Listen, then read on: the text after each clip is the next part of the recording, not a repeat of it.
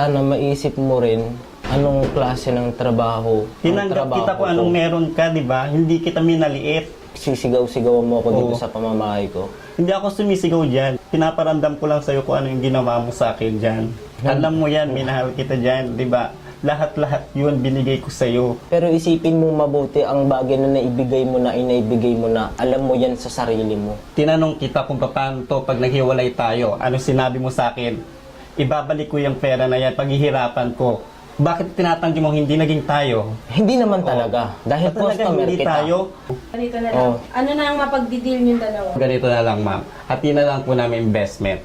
Ibibigay ko sa kanya yung kotse, balik niya po sa akin ano yung mga alahas ko, jewelry. Tapos na po ang usapan. Papayag po ako na kunin niya lahat to. Ibalik mo yung tamod ko. Okay, sige. Kaya mo? Bibigay ko lahat. Sige, papainject ibigay ko mo sa sa'yo akin. yung tamod na hinahanap mo.